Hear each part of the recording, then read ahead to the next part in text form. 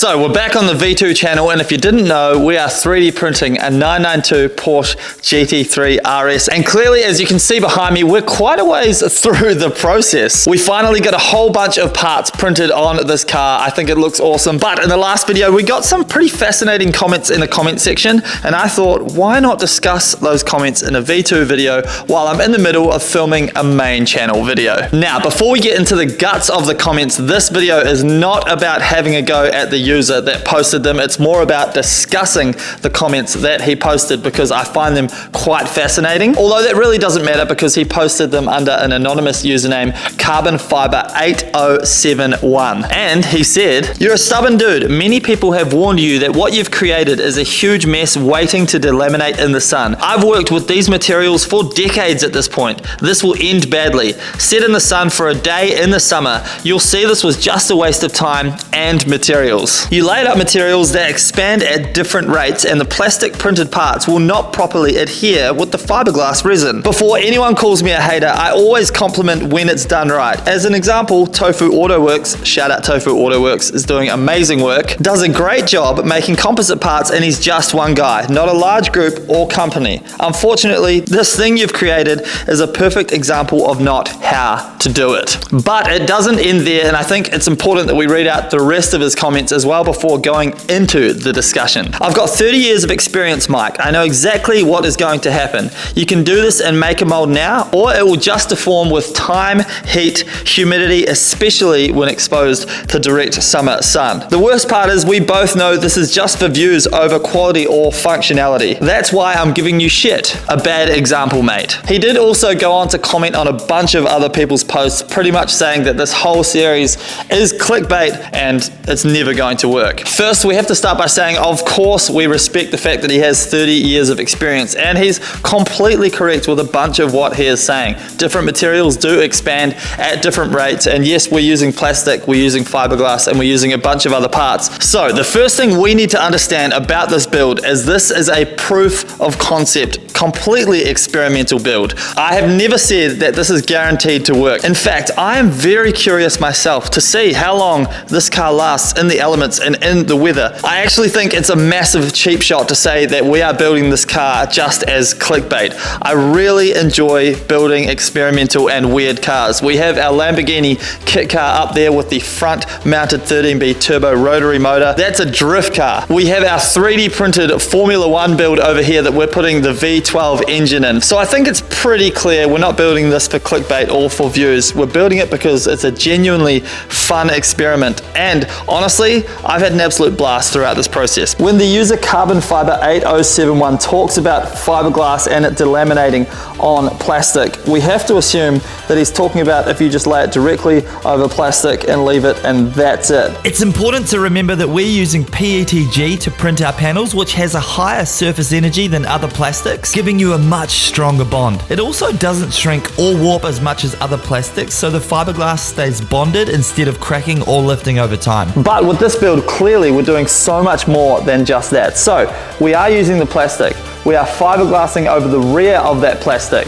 So as you can see behind here, we have 3 layers of fiberglass. Then on the top of the plastic, we have skimmed it with body filler. Then we have laid fiberglass cloth on top of that body filler. Then we've done another layer of body filler. Then we've done polyester primer, and then we've painted the car. Just in that process alone, there are so many different variables. Now, I would be absolutely mind blown if Carbon Fiber 8071 has used this process and built car panels with it before. And if he hasn't used that process, respectfully, how would you know that it's going to fail if you've never tried that process yourself? Again, I'm not just talking about fiberglass on plastic. I completely understand the thermal expansion rates of those two products is completely different, and therefore you are potentially going to get delamination. But just to show you guys just how strong these panels are, it's kind of wild. So this Lambo shell is 6mm thick